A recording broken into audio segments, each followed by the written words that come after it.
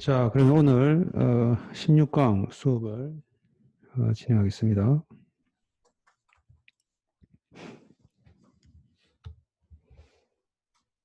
그 네덜란드에 화가가 있어요.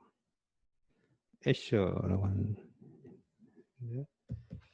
그분이 1959년, 굉장히 오래 전인데, 그 당시에 우리 이제 우리 여러 가지 이제 기하학적인 것들이 있는 그 중에서도 스피리컬 지오메트리 혹은 하이퍼볼라 지오메트리라고 해가지고 이 삼곡선을 이 원에다가 이렇게 매핑시키는 뭐 그런 이 지오메트리를 이용해 가지고 이런 모양들을 그림을 그렸는데 요 센터에 있는 요 그림 원 서클 안에 있는 게 이제 이름이 서클 리밋 3라고 해서 작품이 한 이 비슷한 형태의 작품이 몇 개 있는데요. 그중에 그것을 또 이제 그 블라드미르 블라토프라고 하는 분이 이걸 이제 프랙탈로 또 이렇게 매핑을 시켜서 이 애니메이션을 만들었어요. 이게 원래 이제 그 물고기 모양이 아주 멀리에서부터 이제 올라와서 이게 가까이까지 올라왔다 다시 이제 쭉 내려가는 그런 형태의 모양인데 이게 지금 이제 그 매핑되는 물고기들을 약간씩 이제 수평으로 이동시키면서 그림을 그렸을 때 그 애니메이션이 어떠한 형태의 모양이 되는지를 보면 전체적인 쉐입들이 전 세계적인 또 우주가 이렇게 이 회전하는 것처럼 그런 어떤 일루전을 주는데, 자, 뭐 이건 그냥 여담이고.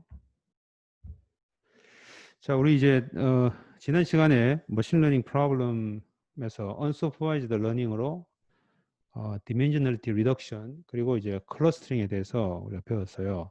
오늘은 주로 이제 discrete 하면서 supervised learning으로 되어 있는 classification에 대해서 살펴보겠습니다.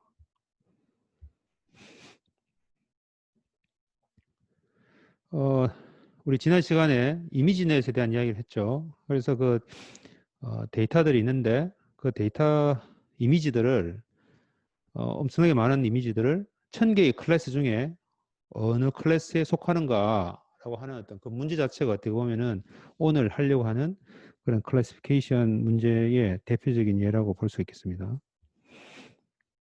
그래서 그 데이터를 이렇게 세 개의 그룹으로 나눠요. 먼저 이제 트레이닝 이미지라고 하는 것이 있고, 이게 이제 우리가 머신러닝이니까 데이터 기반으로 하는 거죠. 그래서 우리가 원래는 기존에는 머신러닝 기법을 쓰지 않고 만약 한다면 이것에 대한 피처들이 무엇일 것이다라고 하는 것을 일일이 다 디자인을 하고 사람이 프로그래머가 혹은 개발자가 그 다음에 이제 이것이 어떤 모양일 때는 사과다, 어떨 때는 배다, 뭐 토마토다 이런 걸 이제 다 이렇게 룰 베이스드로 이렇게 만드는 것인데, 지금 이제 머신러닝에서는 데이터를 사용하니까 이 트레이닝 이미지라고 하는 그 데이터를 가지고 클래시파이어, 지금 이제 클래시파이어라고 하는 건 우리가 1000개 중에 어느 카테고리에 해당되는가를 맞추는 그러한 어떤 것을 우리가 클래시파이어라 그러면 이제 그 클래시파이어를 학습을 하고 그 다음에 밸리데이션 이미지라고 하는 것을 이용해서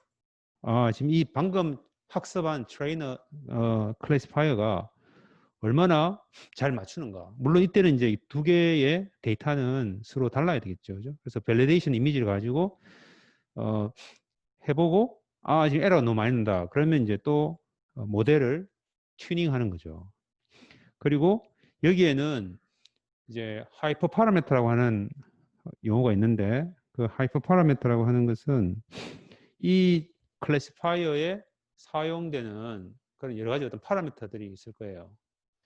그래서 그 파라미터 우리가 지난번에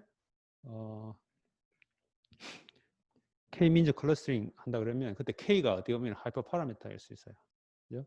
그처럼 이제 그런 하이퍼 파라미터를 또 조정하고 해서 이제 결국은 여기서 룰은 트레이닝 데이터를 가지고 트레이닝하고 학습을 하고 절대 학습하는데 밸리데이션 데이터를 쓰면 안 되죠. 그러면 이거는 치팅이죠. 그죠?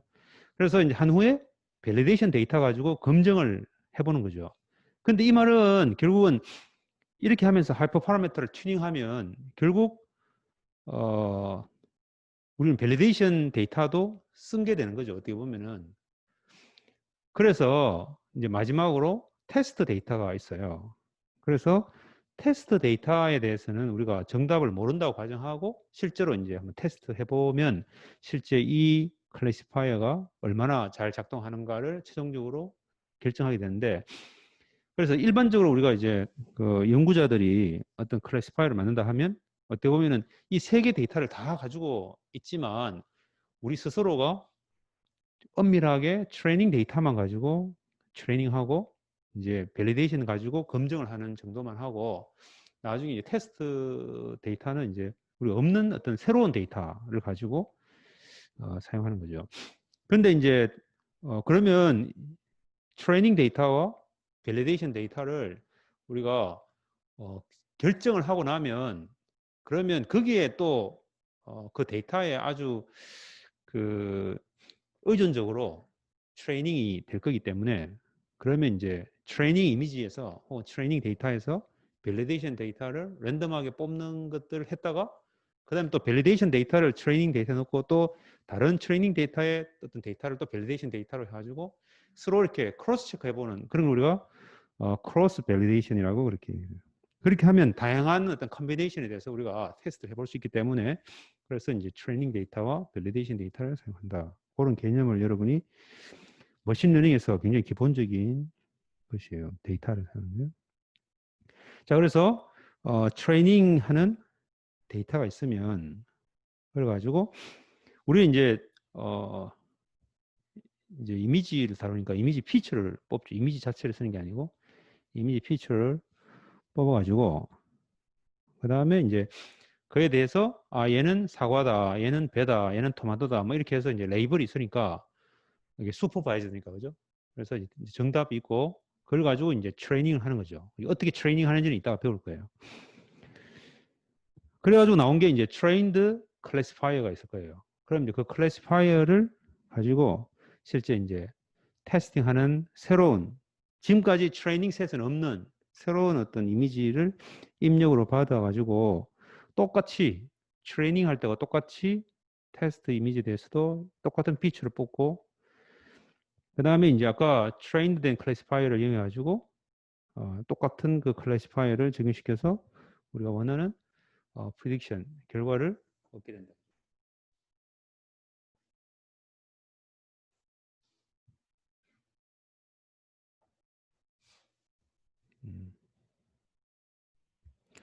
이때 당연히 이 트레이닝에서 쓰는 이미지 피처와 테스트 할 때의 이미지 피처는 당연히 같은 피처를 써야 되겠죠. 그죠? 자, 그래서 피처라고 하는 거 뭘 쓰는가? 우리가 물론 이제 앞에서 시프트 같은 것도 배웠지만 이렇게 로우 픽셀 혹은 히스토그램. 그러니까 시프트는 어떻게 보면은 이런 이제 히스토그램 중에서도 이 기울기, 그레디언트에 대한 방향을 가지고 히스토그램을 만든 거죠.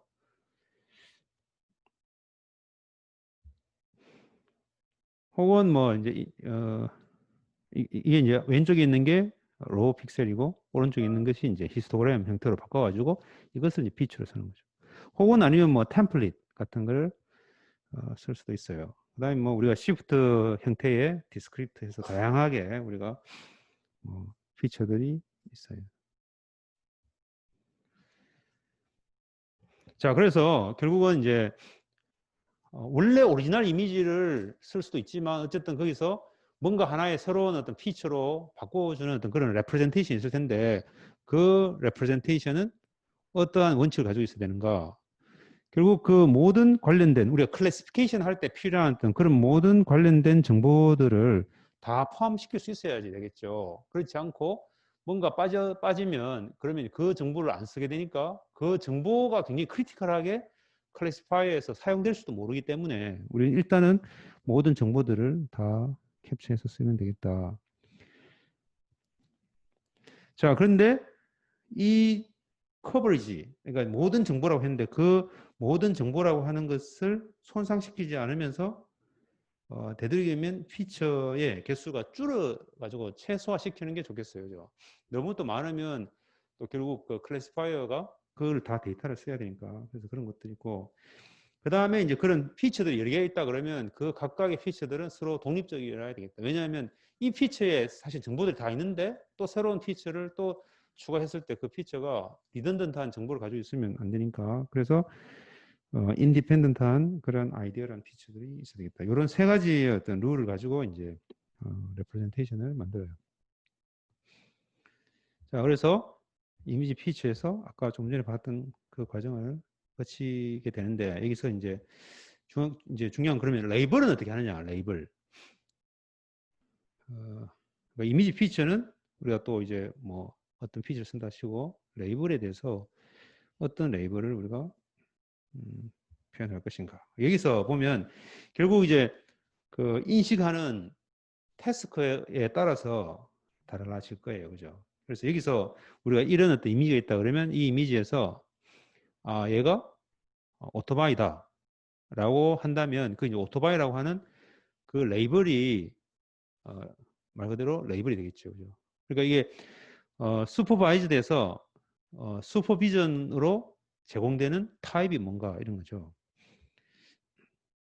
그래서 이것은 이제 원래의 그 일에 따라 다르겠지만 해서 다양하게 이게 모터바이크를 포함하고 있다. 뭐 이 정도만으로도 할 수도 있고 이 이미지 전체에 아니면 요 이미지에서 요 부분이 모터바이크다, 오토바이다 이렇게 할 수도 있고 아니면 이렇게 컨투어까지 해서 요 영역이 모터바이크다 이렇게 할 수도 있고 그거는 이제 우리가 태스크마다 조금 다를 수 있겠지만 아니면 이제 여기에 부분적으로 이쪽은 이제 바퀴가 있고 이쪽에는 엔진이 있고 이쪽은 핸들이 있고 뭐 시트가 있고 뭐 이렇게 각 파트에 대한 위치까지도 다 이렇게 할 수도 있고 이게 이제 결국은 레이블을 우리가 얼마나 디테일하게 줄 것인가라고 하는 것은 결국 레코니션 타스크에 따라 달라질 거예요.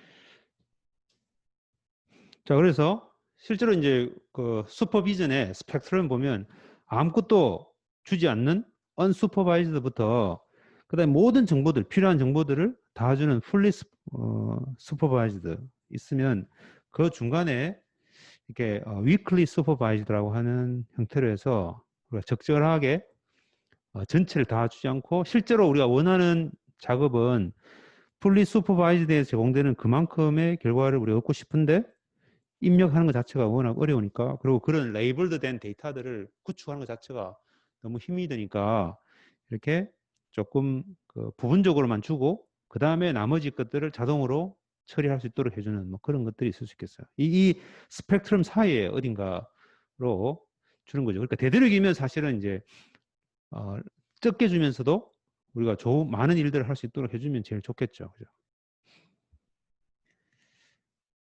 그래서 이제 여기서 weekly supervised하고 fully supervised라고 하는 것의 정의는 결국 퍼지한데 모호한데 이거 태스크에 따라서 다를 거다라는 거죠. 그래서 여기에 semi supervised라고 하는 것이 있는데 그래서 부분적으로 작게 레이블링을 하고 그 다음에 이제 작업을 할 수 있도록 하는 그런 semi supervised 뭐 그런 용어도 있어요. 자, 그래서 이제 그러면 트레이닝 하는 데 있어서 이런 데이터가 있는데, 이건 뭐,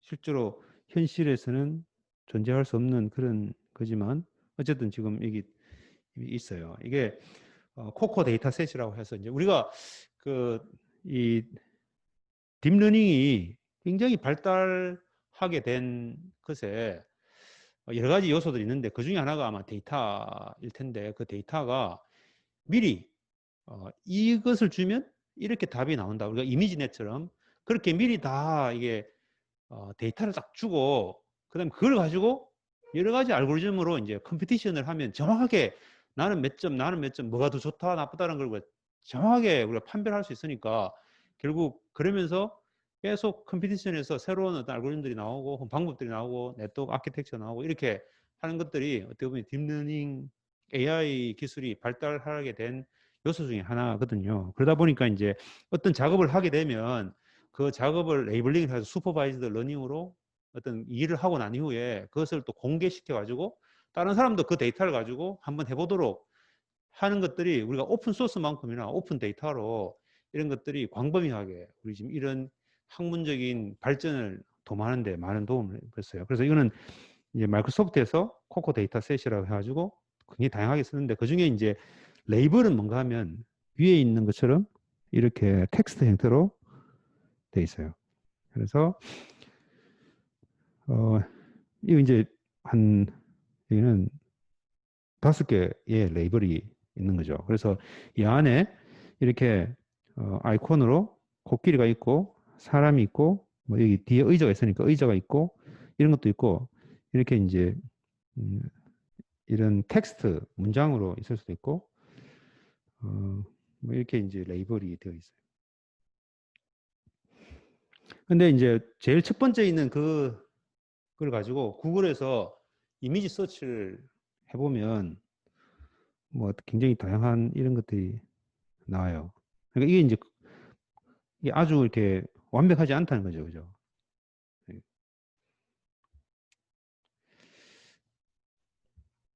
자, 그래서 앞서 우리가 봤던 것에서 자, 그러면 이제 그런 레이블이 있다고 치고 그럼 트레이닝은 어떻게 하냐? 트레이닝. 그러면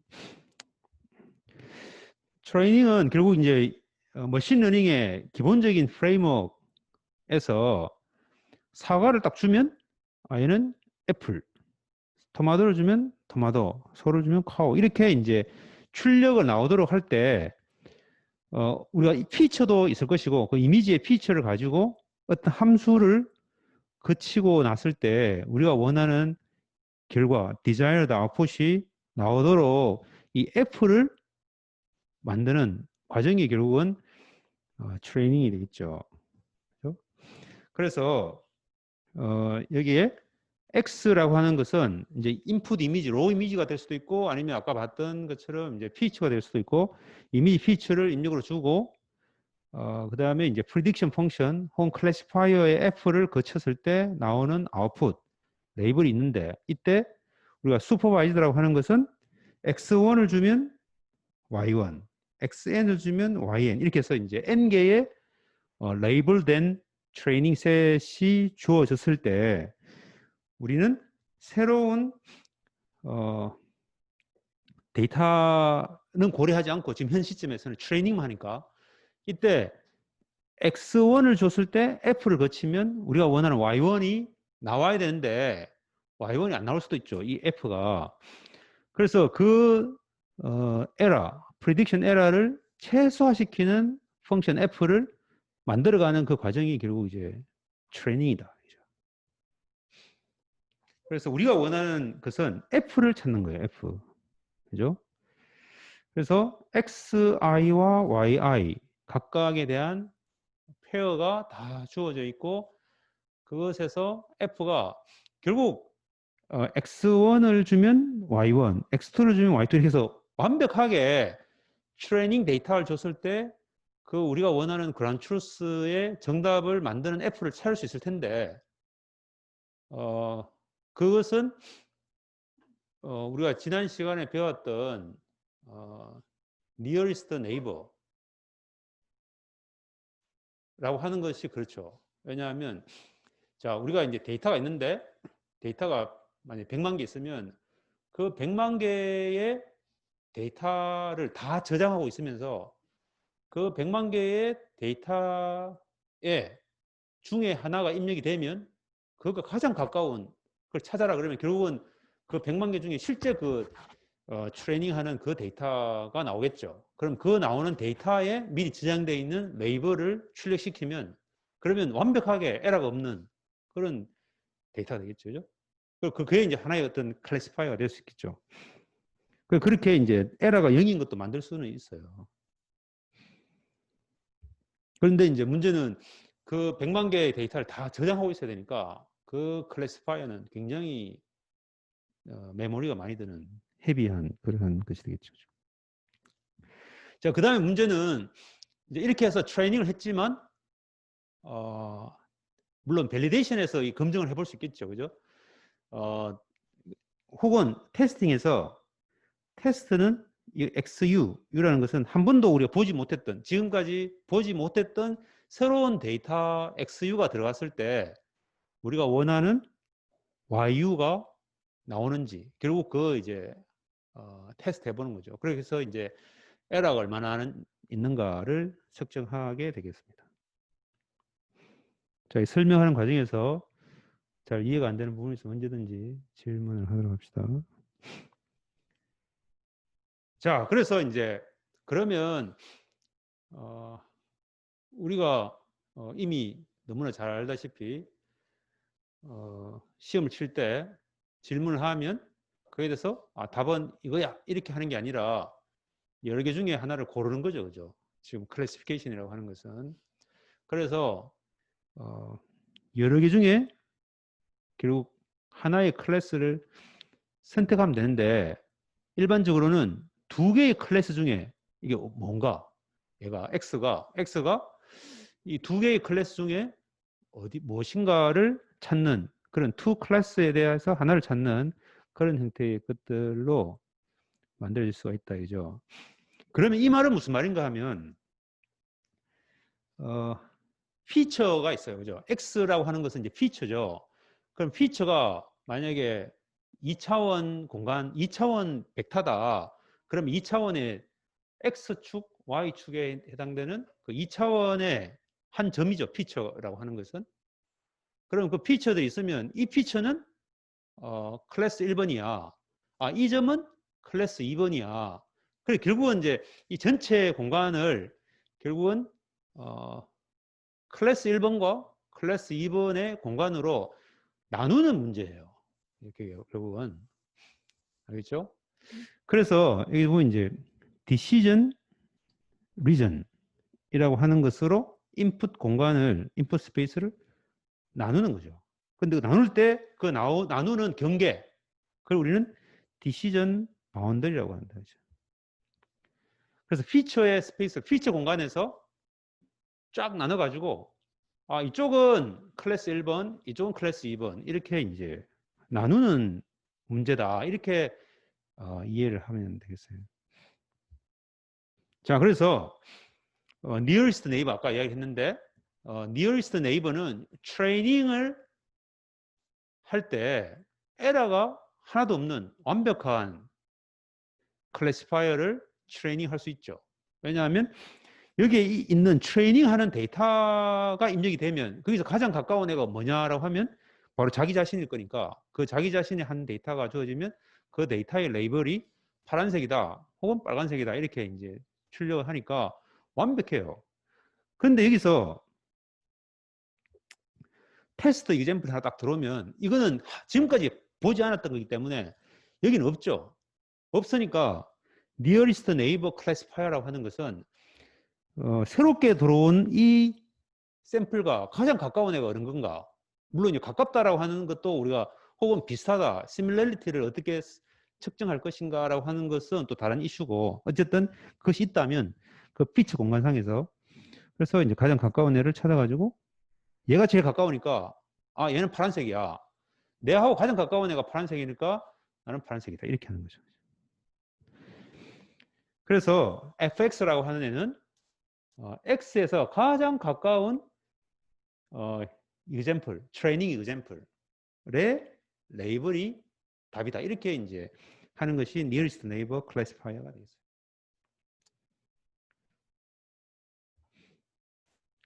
그러면 여기서 아까 얘기한 대로 distance 펑션이 필요하겠다. 그죠? 인풋에 대해서.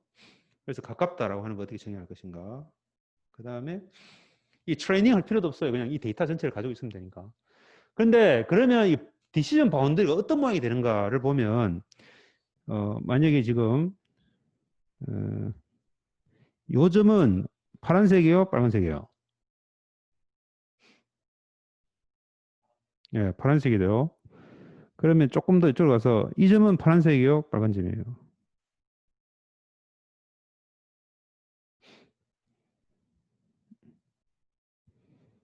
예? 파란색이죠. 여기로 가면 이제 빨간색이죠, 그죠? 그 말은 뭔가 하면 이 점과 이 점과 이 점 사이에 있는 요 중점을 기준으로 해가지고 이런 선상에서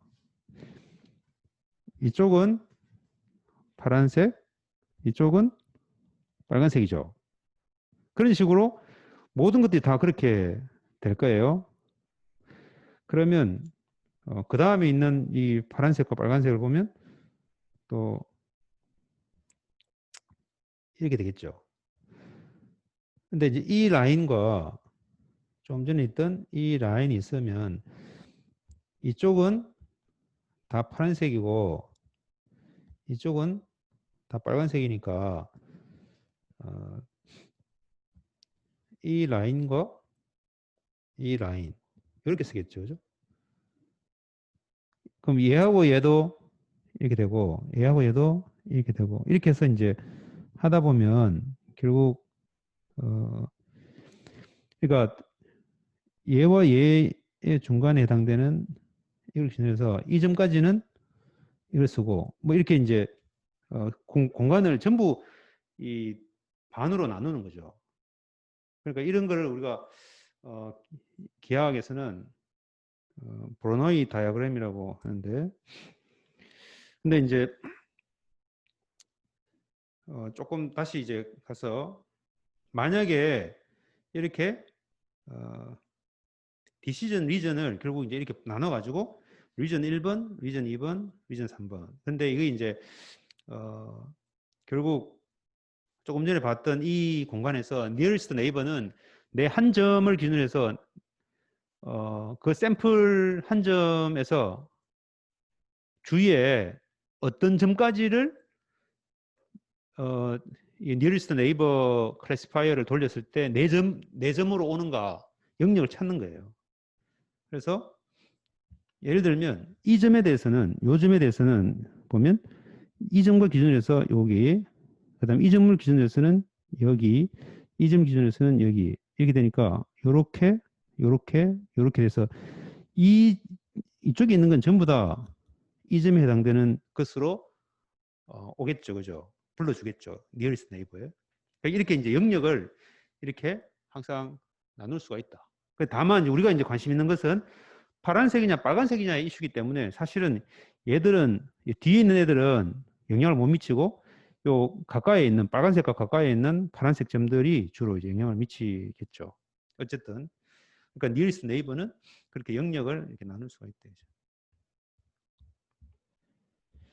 자, 그래서 그렇게 나누는 것이 이건 뭐 굉장히 오래된 문제예요. 기하학적으로. 그래서 이게 보르노이라고 하는 리전으로 나누게 돼요. 그래서 밑에 있는 옆에 있는 2차원 점들 같은 경우에도 각 해당되는 점들을 옆에 있는 점들과의 그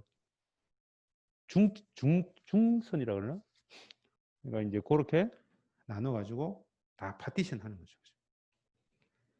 그래서 그것이 빨간 점이면 빨간 리전이 되고 까만색이면 까만 리전.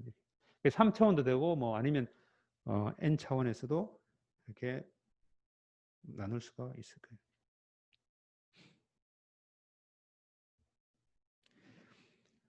자, 그런데 이제 문제는 nearest neighbor가 가지고 있는 제일 취약점이 뭔가 하면, 그러니까 예를 들면 얘가 이제 어떤 문제가 있다고 했을 때 얘가 이제 빨간 점이냐 저기서 녹색이냐를 찾는데 우연찮게도 아웃라이어로 이상한 애가 빨간 점 있는 부근에 딱 하나 있어요. 근데 누가 봐도 이거는 특별한 케이스가 있을 수 있다. 항상 아웃라이어가. 그러면 그 점을 찾기 때문에 얘가 잘못 인식이 될 수가 있는 문제가 있어요. 그러니까 테스트 데이터에 그 nearest 포인트를 찾는 거기 때문에 테스트 데이터에 오류가 들어있으면 그 오류 때문에 바로 적극적으로 이 잘못된 결과를 낼 수 있는 그런 문제가 있어서 여기서 K nearest neighbor라고 하는 것은 지금 여기에 있는 얘처럼 이렇게 빨간 것과 녹색이 있다면 그러면 여기 까만 크로스 두 점, 십자점에 대해서 얘가 여러분은 이제 전체적으로 이렇게 되어 있다고 하면 사람은 나름 판단을 해가지고 얘는 녹색 그룹이야, 얘는 빨간색 그룹이야, 이렇게 이제 나눌 텐데 이걸 이제 어떻게 나누는 게 좋을까? 그래서 이제 한 점으로 하면 당연히 이처럼 제일 가까운 게 빨간색이고 녹색이니까 왼쪽에 있는 크로스는 빨간 점, 이쪽에 있는 것은 녹색, 이렇게 이제 할 거고, 그렇게 하지 말고 항상 홀수기를 찾아가지고 세 개에 가까운, 제일 가까운 세 개를 찾아요. 그래가지고 거기서 다수결의 원칙으로 해보는 거죠. 그러면 이렇게 아웃라이어가 한 개씩 끼어 들어있어도 조금 더 이제 그 에러에 혹은 노이즈에 민감하지 않게, 그러니까 민감하지 않게 한다는 걸 우리가 이제 이 컴퓨터 비전에서는 로버스트하다 그래요. 로버스트. 강인하게, 에러에 강인하게 그렇게 이제 뽑아낼 수가 있을 거예요. 혹은 뭐 five nearest. 그래서 5개를 뽑아가지고 그 중에서 또 이제 5개를 할 수. 그렇게 해서 이제 우리가 영역을 이렇게 나눌 수가 있어요. 자, 그런데 그렇게 하면은 이제 아까 얘기한 대로 샘플 데이터, 테스트의 샘플 데이터를 다 저장하고 있어야 되니까 그 클래시파이어가 굉장히 무겁죠. 그죠? 그래서 우선은 이제 리니어 클래시파이어라고 하는 것은 그냥 어떤 문제마다 다르겠지만 가장 간단한 문제로 이것을 반으로 딱 나누는 그런 라인, 선이 있지 않겠는가. 그래서 선을 하나 딱 꺼가지고 이 선을 기준해서 왼쪽이면 파란색, 오른쪽이면 빨간색, 이렇게 이제 나누자. 그렇게 하는 리니어 펑션이 있지 않겠느냐. 자, 그러면 리니어 펑션이라고 하는 것은 결국 만약에 이 두 개를 나누는 직선을 우리가 사람은 대충 이렇게 해서 이것보다 왼쪽과 오른쪽이 한다. 그러면 이게 무슨 말인가 하면 이것에 대한 라인의 법선 방향에 해당되는 벡터가 나오겠죠. 벡터. 그럼 이 벡터하고 어느 지점을 기준해서 이 벡터와 그 다음에 이 점 혹은 이 점, 새로운 점, 이 점을 기준으로 해서 원래 있는 이 직선과의 법선과 이 샘플, 새로운 U 샘플에 대한 이 벡터하고의 같은 방향이면 빨간색, 이렇게 반대 방향이면 파란색, 이렇게 쉽게 우리가 할 수 있겠다. 그죠? 그 말은 뭔가 하면 이게 지금 이제 벡터라고 하면 벡터가 X, Y 뭐 이렇게 나타난다 그러면 이 벡터가 그러면 여기다가 이 샘플 이게 X1, Y1 뭐 이렇게 2차원이라면 그럼 이것과 X1, Y1 이 이너 프로덕트 해가지고 그래서 물론 이제 그것이 얼마 이상이면 되는 거예요. 이게 물론 이게 이제 X1, Y1이라는 것은 이 점에서부터의 벡터가 아니고 여기에 어딘가에 원점이 있겠죠. 그죠? 원점 여기서의 그 벡터하고 하니까 그렇게 해서 예를 들면 이 점하고 이 라인하고 아니면 이 라인하고 이 라인하고 이렇게 해서 이만큼 이 직선에 있는 그만큼의 값보다 더 크면 빨간색, 이 직선보다 뒤쪽에 있으면 마이너스 이렇게 되니까 이거 이너 프로덕트 해가지고 B 해가지고 이것이 0보다 크냐 작으냐 이렇게 이제 하는 거예요. 그렇기 때문에 이게 이제 리니어하다는 거예요. 자, 그래서 이게 WX, W라고 하는 것은 아까 있는 이 리니어 클래시파이어의 이 바운더리에 해당되는 그것의 노멀이 되겠죠. 그것과 법선 방향에 있는 그것과 샘플 X와 이너 프로덕트 곱해가지고 더하기 B 해가지고 이것의 사인이 플러스냐 마이너스냐에 따라서 우리는 클래스 1번이냐 2번이냐 이렇게 나눌 수 있다. 그리고 이게 리니어 펑션이다 이런 거죠. 자, 그러면 결국은 여기서 이 리니어 여기 이제 SVM이라고 하는 것이 있는데 리니어 SVM이라고 하는 것은 여기에 아무리 여기에 이런 애들이 많아도 이 뒤에 있는 애들은 사실은 아무 영향을 안 줘요. 리니어 클래시파이어는 이쪽에도 반대로 이쪽에도 아무리 많은 애들이 있어도 별로 영향을 안 주죠. 결국 영향을 주는 것은 우리가 이 나누는 이것을 가장 가까운 영향을 미치는 요런 애들이 결국 이 라인을 내 영향을 미친다. 만약에 여기가 조금 더 앞쪽으로 가면 이 라인이 조금 달라질 거예요. 그래서 결국은 이제 어떤 그 클래시피케이션의 바운더리가 있으면 그 바운더리를 영향을 실제로 미치는 애들이 뭐냐. 그 영향을 미치는 애들이 우리가 스포트 벡터라고 그래요. 스포트 벡터.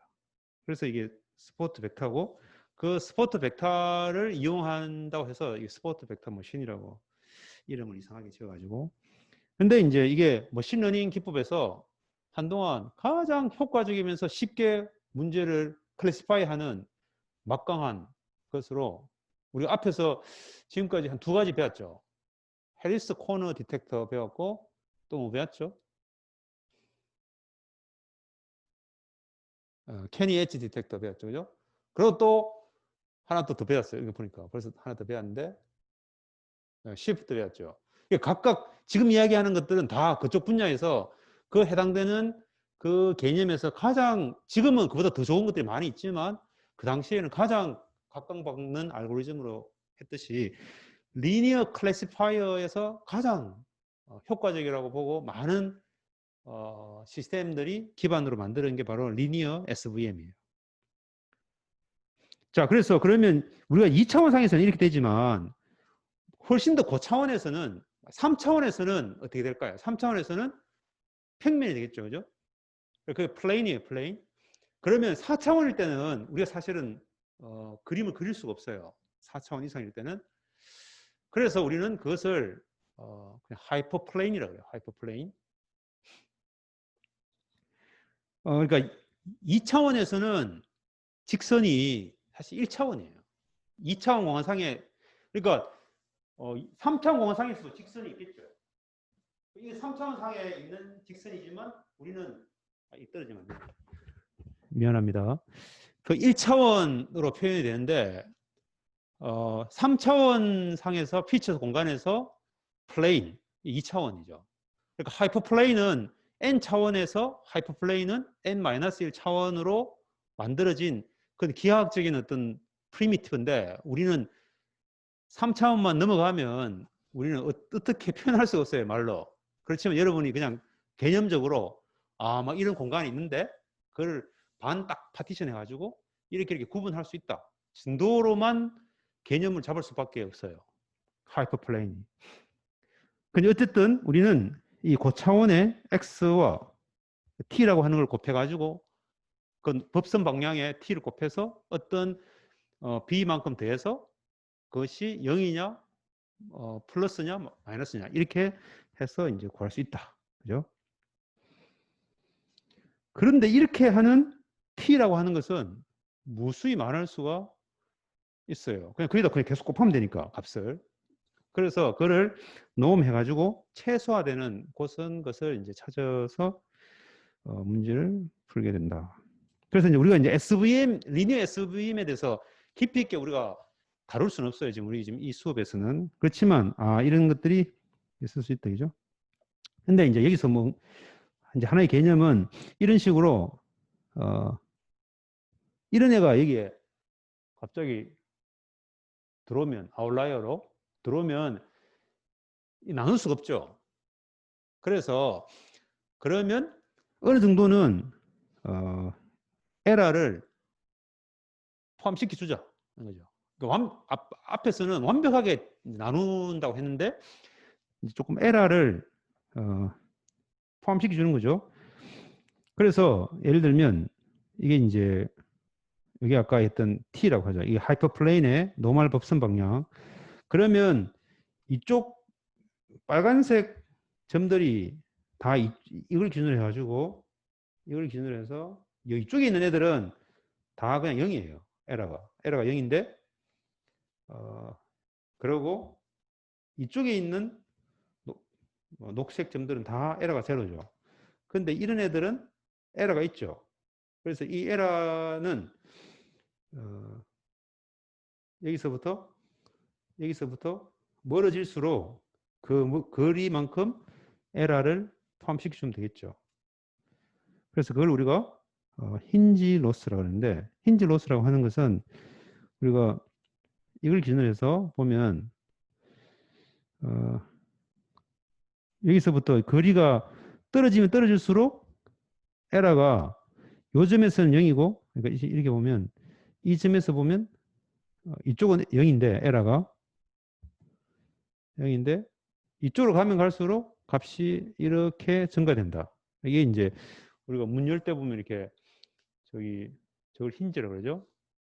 한 반쯤 열었다고 보면 되죠. 이게 문이 여기서 여기 지내서 이만큼 올라갔다. 여기 힌지라고 그러죠. 힌지. 그래서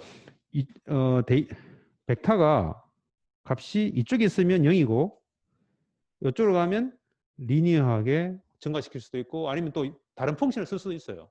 그러니까 굉장히 멀어질수록 에러를 더 키울 수도 있고 줄일 수도 있고 뭐 이게 어쨌든 이런 형태의 모양을 우리가 힌지 로스라고 해서 그 로스를 다 합쳐가지고 그것을 최소화시키는 그 바운드리를 찾도록 그렇게 이제 하는 거예요.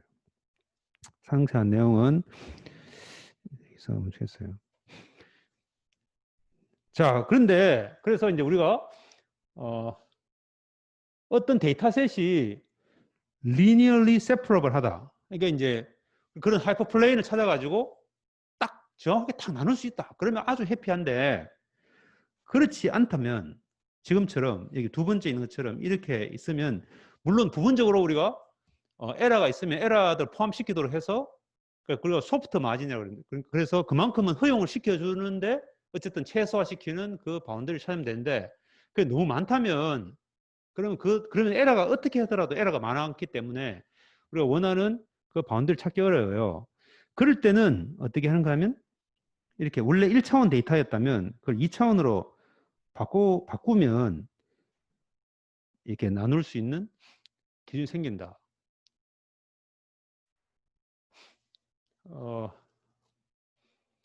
그러니까 이제 이게 무슨 개념인가 하면은 우리가 어떤 데이터들이 있는데 그 데이터들을 원래 그 별들을 3차원 공간상에서 별들은 얘와 얘들은 분리시켜서 얘는 빨간 별, 요거는 파란 별 이렇게 구분할 수 있는 것들을 프로젝션 시켜가지고 평면에다가 매핑 시켜 놓으면 오히려 그 구분이 안 되는 경우가 많겠죠, 그죠? 그것이 완벽하게 구분되려면 그 하이퍼플레인의 법선에 해당되는 그쪽으로 프로젝션 시키면 완전히 분리가 되는데 우리가 지난번에 프린시플 엑시스 컴포넌트 어널리시스처럼 그러니까 이제 프린시플 엑시스에 해당되는 방향의 법선 방향으로 프로젝션 시키면 이게 다 분리가 되는데 그러면 반대로 원래 데이터가 있는데 그것을 거꾸로 더 한 차원 높은 공간으로 쫙 뿌려가지고 해놓으면 분리되기가 훨씬 쉬워질 거다. 반대로 개념적으로. 그래서 여기 얘는 X 데이터가 있으면 X를 X와 X제곱이라고 하는 2차원 점으로 보고 어차피 피처 공간이니까 그 피처를 더 한 차원 높은 공간으로 뻥튀기 해가지고 거기서 리니어 세퍼러블한 어떤 하이퍼플레인을 찾을 수 있을 것이야 라고 이제 하는 그러한 것들을 우리가 난리니어 SVM이라고 해요. 그러니까 이게 이제 X와 X 스퀘어 이런 식으로 이제 이게 리니어하지 않죠, 그죠? 근데 그렇게 해서 이제 나눌 때는 리니어하게 나누는 거죠. 그러면 얘를 난리니어하다라고 하는 이유는 뭔가 하면 원래 공간에서는 이걸 나눌 때 실제 이 라인이 디시전 바운더리가 어떻게 되는가 하면 이렇게 나눈 거죠. 그래가지고 이쪽에 있는 애가 파란색, 이쪽에 있는 애가 파란색, 이쪽에 위에 있는 애가 빨간색 이렇게 한 거하고 효과가 똑같은 거예요. 그러니까 원 데이터 피처들을 난리니어하게 그 차원을 하나 더 늘려가지고 뻥튀기 시켜서 만든 후에 거기서 리니어한 뭔가를 찾아서 문제를 풀겠다는 거죠.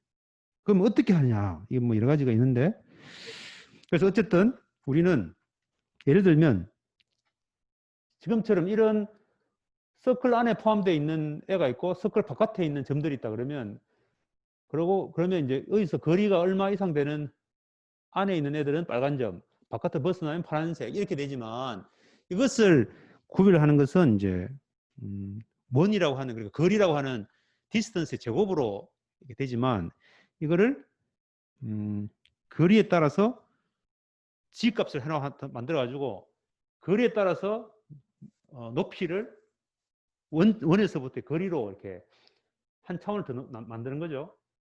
그러면 당연히 요 지점에서 요 가까운 애들은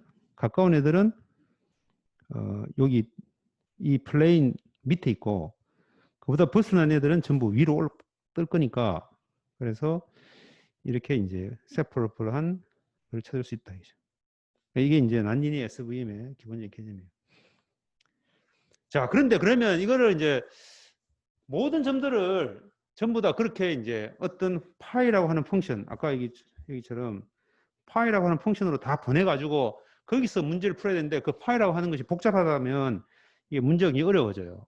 근데 이제 여기 보면 자세한 거는 이제 설명하기 어렵지만 어쨌든 커널 트릭이라고 하는 개념을 쓰면 좋다. 이게 이제 무슨 말인가 하면 커널 트릭은 X에 대해서 원 피처 스페이스에 있는 X점을 파이 펑션을 거쳐 가지고 보내고 그 다음에 XJ도 파이를 해가지고 보냈잖아요. 그럼 거기서 하이퍼플레인이라고 하는 것은 결국 이너 프로덕트 해가지고 값이 얼마냐 이렇게 묻는 거니까 결국 이 두 개의 이너 프로덕트 하는 것이 굉장히 중요해요. 그래서 요 함수를 정의를 할 수 있으면 각 X들을 전부 다 딴 데로 공간으로 보내는 그 파이라고 하는 것을 몰라도 된다 이거죠. 자, 그래서 우리가 이제 파이를 적용시킨 공간은 리니어한 하이퍼플레인이 있다고 했으니까 그 하이퍼플레인에 대해서 우리가 이제 우리 X라고 하는 애는 새로운 점이 있고 그 다음에 이제 그 하이퍼플레인의 법선 벡터에 해당되는 X를 파이로 보낸 것과의 이너 프로덕트 해가지고 그 다음에 그 값이 뭐 이게 플러스냐 마이너스냐 뭐 이렇게 해서 거기다가 이제 알파 곱하고 b 돼가지고 이것을 서메이션 했을 때 그 에러가 얼마다 뭐 이렇게 이제 한다면 요게 바로 요거죠. 그래서 실제 파일을 구하지 않고 요거를 구하면 된다. 요거. 그럼 이때 이제 우리가 커널 펑션은 우리 여러 가지 것이 있는데 그 중에서 radial basis of function 커널이라고 하는 것을 쓰는데 이거는 우리가 모르도 돼요. 어쨌든 우리가 난리니 SVM은 그 점을 이렇게 어떤 펑션을 거쳐서 아까 리프팅 한다는 게 우리가 이 상에 있는 점들을 이렇게 올려가지고 X 스퀘어라고 하는 걸 하나 더 넣어가지고 다 올린다 했죠. 그러니까 올린다는 개념이 결국은 1차원의 점을 2차원으로 뻥튀기 한다는 그런 생각하면 되겠어요. 그렇게 하는 파이 펑션을 일일이 계산하지 않고 그냥 그것에 이너 프로덕트 하는 이 함수만 있으면 된다. 그리고 그 예를 들면 이건 지나갈게요. 그래서 예를 들면 이게 파이 펑션이 아까 x와 x 스퀘어라고 하는 2차원으로 바꾸는 거라면 그러면 이 두 개의 이너 프로덕트는 이렇게 되죠. 그렇게 해서 이 함수 예. 자, 다시 계속 이어서 하겠습니다. 자, 그래서 우리가 이제 커널 트릭이라고 해서 그 파이 x는 몰라도 KXY만 알면, KXY는 지금 이건데, 요것만 알면은 우리가 쉽게 문제를 우리가 풀 수가 있다. 뭐 그 정도만 여러분 이해하고 지나가면 되겠어요. 자, 그런데 이제 피처들에 대해서 이렇게 만약에 피처가 히스토그램이다. 그러면 그 히스토그램의 커널을 이렇게 두 히스토그램 미니멈 서메이션, 예를 들면 이게 히스토그램 1번이고 얘가 히스토그램 2번이다. 그러면 그의 미니멈 값은 이게 되겠죠. 이렇게 해서 이 값이 크면 두 개의 히스토그램이 많이 비슷하다는 거고 값이 작다 그러면 두 히스토그램이 작다는 거죠. 다르다는 거죠. 뭐 그렇게 이제 할 수도 있고요. 아니면 이제 가우시안 커널을 써서 뭐 쓸 수도 있고 뭐 여러 가지 이제 형태로 우리가 설계를 할 수가 있겠습니다.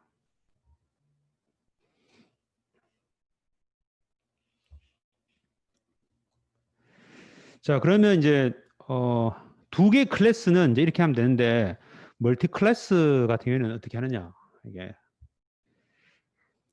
근데 이제 불행하게도 멀티플 클래스 SVM이라고 하는 것이 아주 명확하게 정의하기가 어려워요. 그래서 하는 방법은 여러 개의 투 클래스 SVM을 조합해서 쓰면 된다.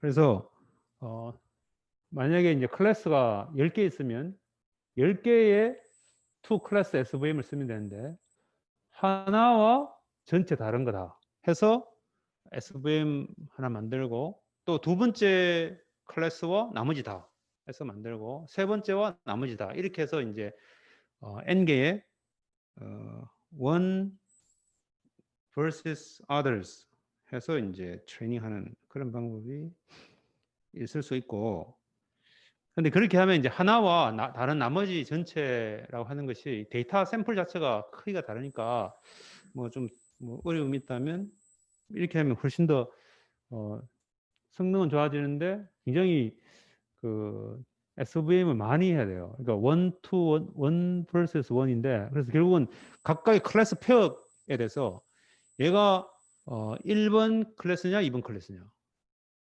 사실은 거기에는 다른 애들도 다 들어있을 거기 때문에 그래서 이제 쓰는 방법 이런 두 가지 방법이 있어요.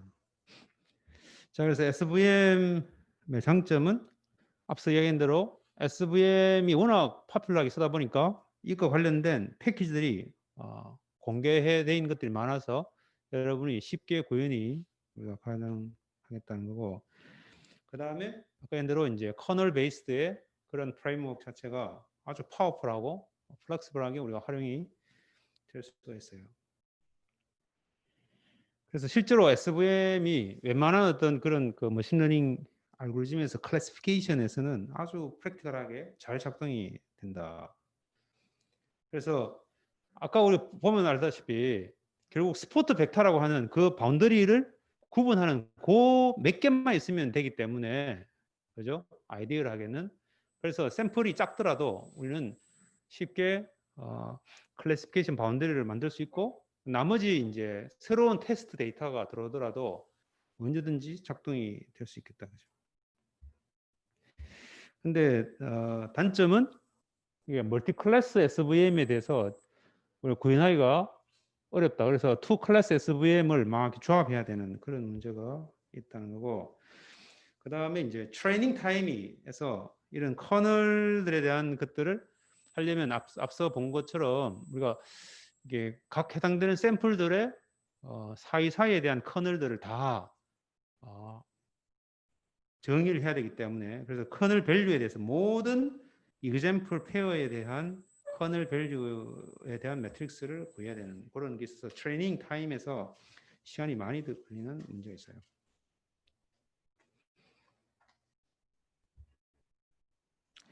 자, 그래서 여기서 이제 우리가 피처와 디스턴스 메저라고 하는 것들에 대해서 우리가 해야 되는데, 이게 이제 결국 우리가 얼마나 비주얼하게 유사한가라고 하는 것을 적절하게 표현할 수 있는 레프레젠테이션, 피처가 있어야 되고, 그 다음에 그 피처들 사이에 두 개가 얼마나 가까운가라고 하는 디스턴스 메저를 어떻게 설정할 것인가라고 하는 것이 굉장히 중요한 문제 중에 하나다. 우리 지금 이 문제에서는. 그 다음에 이제 트레이닝 레이블을 우리가 만들어야 되는데, 그래서 이 example들이 같은지 아니면 다른지 뭐 이런 것들을 우리가 직접 표현할 수 있어야 되니까 그 레이블을 우리가 트레이닝 하는 게 결국 문제고요. 그 다음에 이제 클래시파이어라고 하는 것은 결국 그 피처의 그 웨이트, 피처 웨이트라는 거 아까 우리 이제 리니어 클래시파이어 그러면 그 바운더리의 법선 벡터, 그게 결국 이제 각 해당되는 피처의 이너 프로덕트 하니까 결국 만약에 벡터가 있으면 결국 이제 피처가 이게 있으면 결국 여기다가 이너 프로덕트 하는 거니까 요것이 W1, W2 이게 결국은 각각 해당되는 것에 웨이트가 되는 거죠. 그죠? 그러니까 결국은 이제 그 웨이트를 학습하는 것이다. 이렇게 이해를 하면 되겠어요. 그 다음에 이제 디스턴스 메저에 대해서 학습을 해야 되고. 자, 그러면 이제 이런 그 머신러닝에서는 이제 제너럴라이제이션이라고 하는 이슈가 있는데, 이제 이건 뭔가 하면 우리가 지금 다루는 것은 트레이닝 데이터에 대해서 역시 열심히 학습을 했는데, 그걸 가지고 이제 지금까지 보지 않았던 그 테스트 데이터에 대해서 어떻게 잘 작동시킬 수 있겠는가라고 하는 그런 어떤 제너럴라이제이션이라고 하는 거죠. 그래서 지금 현재 우리가 학습한 학습된 모델이 우리가 지금 현재 트레이닝했던 그 데이터에서 새로운 테스트 셋으로 어떻게 일반화시킬 수 있는가라고 하는 게 바로 머신러닝에서 제너럴라이제이션이라고 하는 문제가 되겠어요. 그래서 여기에는 크게 두 가지의 에러가 있어요. 바이어스라고 하는 것과 variance. 그러니까 바이어스라고 하는 것은 우리가 AI에서 가장 문제가 되는 것 중에 하나가 바이어스예요. 왜냐하면 우리가 지금 만약에 어떤 문제를 푸는데 어떤 그룹을 가지고 데리고 와서 트레이닝을 열심히 했는데 그게 그 그룹이 테스트 데이터가 우연찮게도 만약에 남성들만 모여있는 데서 트레이닝을 열심히 했어요. 그런데 전혀 다른 여성이 많이 들어왔다. 테스트로. 그럼 당연히 작동이 안 될 수 있죠. 혹은 우리가 지금 이제 인종적인 문제로 대부분의 데이터들이 이 백인들에 대한 데이터예요. 서양 백인. 그렇게 한 후에 흑인 혹은 뭐 동양인이 많이 샘플로 들어오면 잘 인식이 안 된다. 뭐 이런 거 비슷한 거죠. 그래서 이게 이제 바이어스예요. 그래서 우리가 지금 사용하는 모델의 expected prediction과 correct value 사이에 어떤 차이가 있다. 그죠? 그래서 이것은 바로 바이어스라고 하는 거예요. 그 다음에 이제 베리언스라고 하는 것은 내가 지금 트레이닝 하는데 여기서 이제 샘플링 해가지고 10명만 데이터를 뽑아가지고 트레이닝을 한 그 모델과 또 다른 샘플 10명을 다시 뽑아가지고 트레이닝 한 그 모델 자체가 어떻게 샘플링 했느냐에 따라서 달라진다면 그럼 이거는 이제 베리언스라고 해요. 이것도 물론 당연히 문제겠죠. 그래서 이제 바이어스와 베리언스라고 하는 이 두 가지의 문제가 있을 수 있다.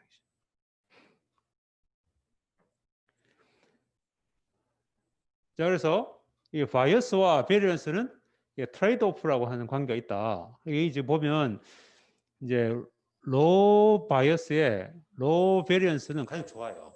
그러니까 바이어스도 없고 베리언스도 없고 좋은데 로우 바이어스면서 하이 베리언스인 이런 경우가 있을 수 있고 하이 바이어스면서 로우 베리언스인 경우가 있고 그 다음에 이제 하이 바이어스에 하이 베리언스인 경우가 있어요. 그러니까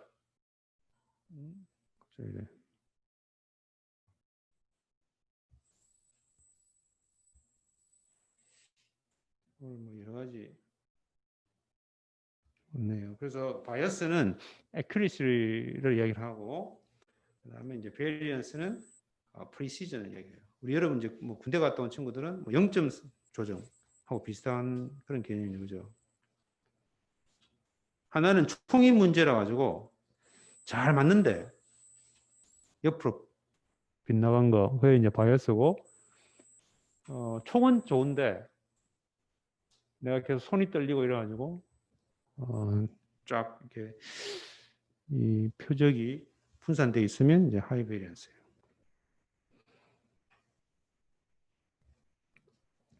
자, 그래서 여기 이제 제너럴라이제이션 에러 이펙트에서 언더피팅이라고 하는 문제가 있는데 언더피팅은 원래 그 모델은 굉장히 복잡한데 우리가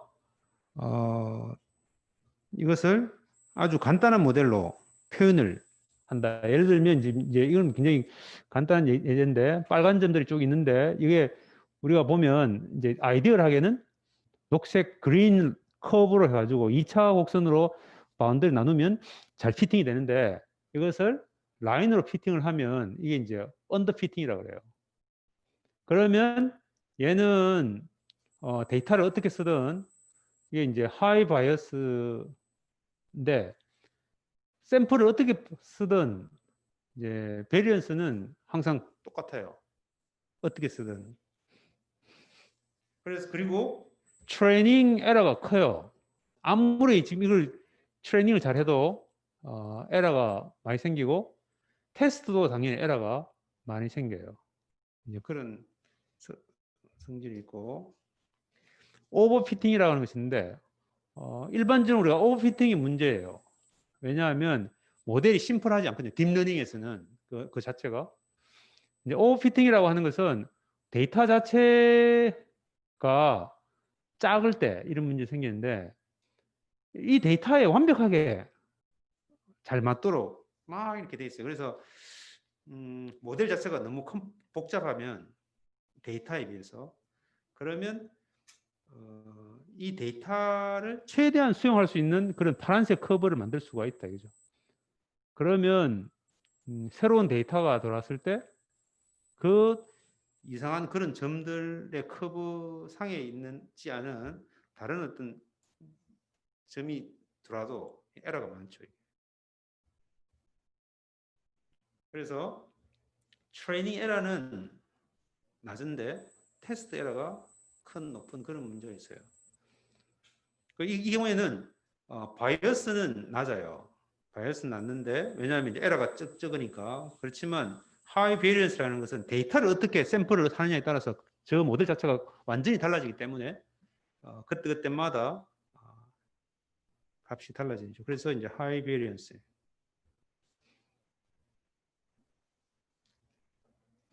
그래서 너무 작은 파라미터를 쓰면은 라지 바이어스 때문에 inaccurate 하다라고 하고 그 다음에 너무 많은 파라미터를 쓰는 모델을 쓰면 라지 베리언스 때문에 inaccurate 하다 이런 이야기가 있어요.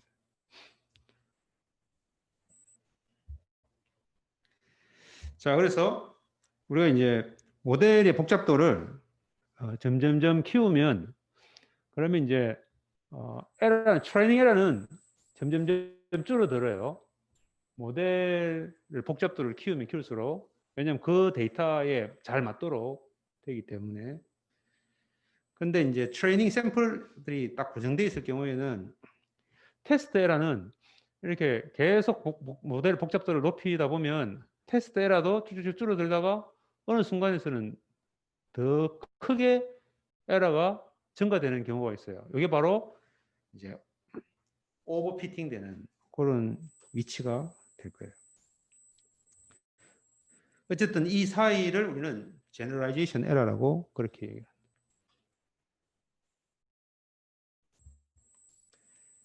그래서 여기는 이제 언더피팅이고 다시 올라가는 요 위치에 해당되는 것을 우리가 요 파트가 이제 오버피팅이 되는 거죠.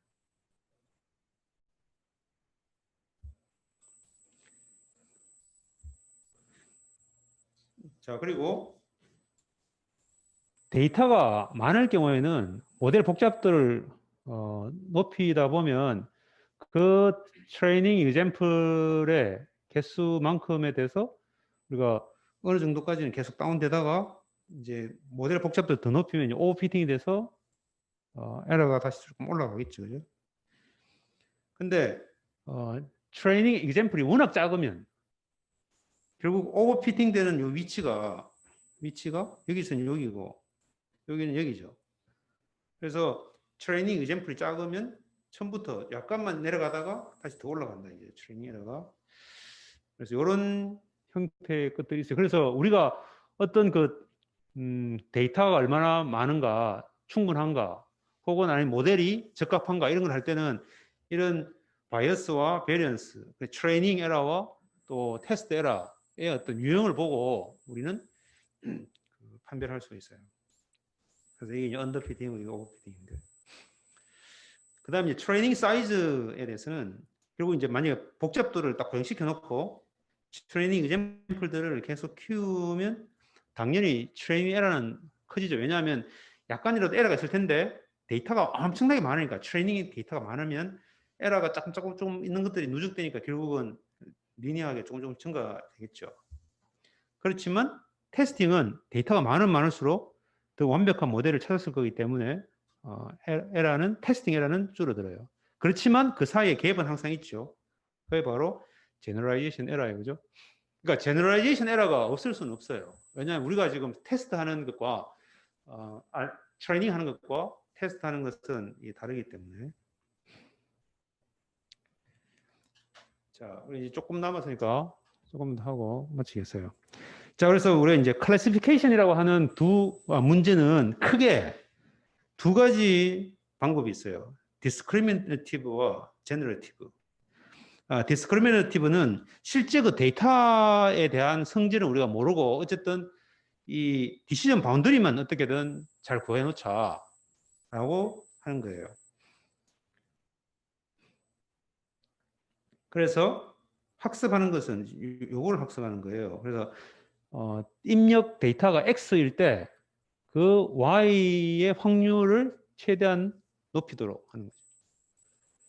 그래서 이 데이터의 자체에 대한 어떤 것들은 잘 모르고 여기 있는 요 바운더리, 디시전 바운더리만 잘 정의를 하고 그 디스턴스를 계산하는 거고, 제너러티브라고 하는 것은 이 X와 Y의 조인트 프로버빌리티를 학습하는 것이기 때문에 우리는 이제 그 데이터의 X에 대해서도 우리가 학습을 해요. 그래서 그 데이터에 대해서 우리가 생성할 수도 있고,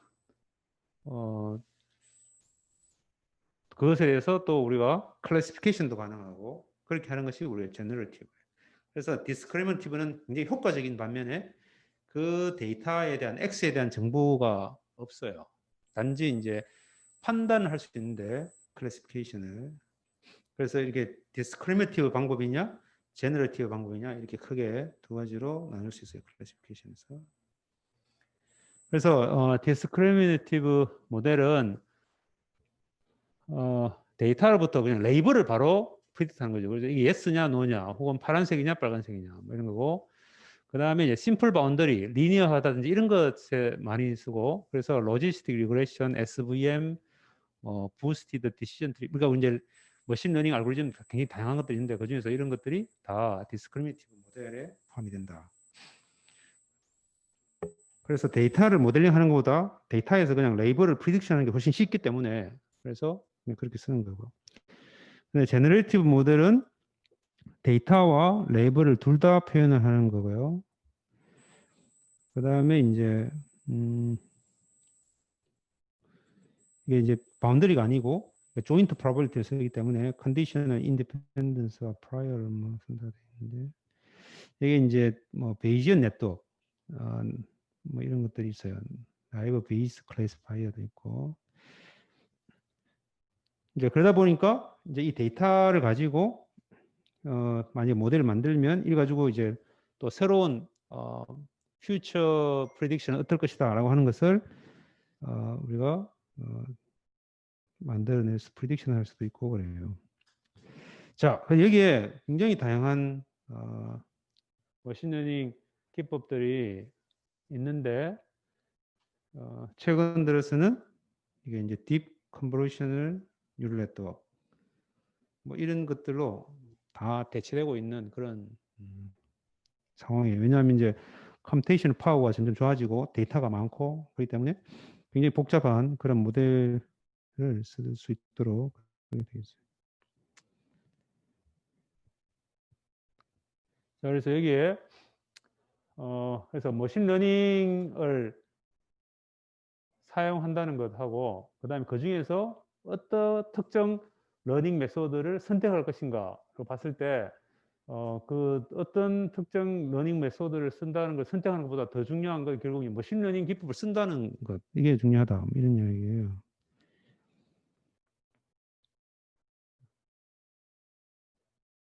근데 이제 여기서 딥러닝은 사실 이제 우리가 앞에서 정답을 이야기를 하면 우리가 머신러닝에서 제일 첫 번째 출발 지점은 이미지에서 피처를 뽑는 거예요, 그죠? 그래서 그 피처를 뽑아가지고 이제 그 다음에 이제 학습을 하는 건데 딥러닝은 이미지 자체에서 피처를 어떤 피처를 뽑을지까지도 학습을 시키도록 하는 거다. 이렇게만 여러분 이해하면 쉽게 이해가 되겠어요. 자, 그래서 자 이제 마지막으로 그래서 이제 머신러닝 알고리즘은 툴로서 쓰면 된다. 이게 다 완전히 모든 걸 다 해결할 수 있는 건 아니고 그 다음에 이제 아주 간단한 클래시파이어를 먼저 트라이를 해보고 점점 복잡한 것들을 쓰면 된다.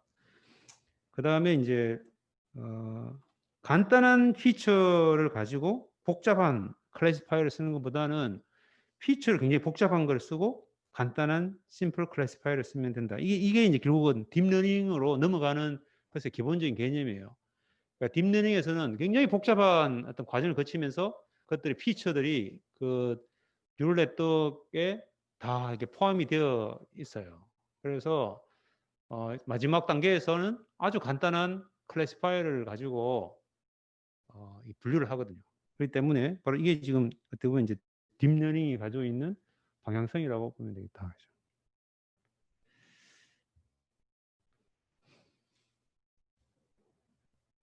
그 다음에 이제 이 바이어스 베리언스 트레이드 오프 때문에 훨씬 더 많은 어떤 트레이닝 데이터가 있으면은 그러면 이제 파워풀한 클래시파이어를 쓸 수 있다. 그죠? 자, 그래서 오늘 수업은 조금 내용이 머신러닝이라고 하는 걸 처음 들어본 학생은 좀 생소할 수 있지만 그래도 최대한 여러분 레벨에서 최대한 이해할 수 있도록 설명을 했는데 부족하다 하면 그 해당되는 것들에 대해서 지금 인터넷에서 검색해보면 더 상세하게 쉽게 설명한 것들이 많으니까 좀 더 깊이 있게 공부를 하고 그래도 잘 안 되면 우리 게시판을 통해서 질문을 하면 되겠어요.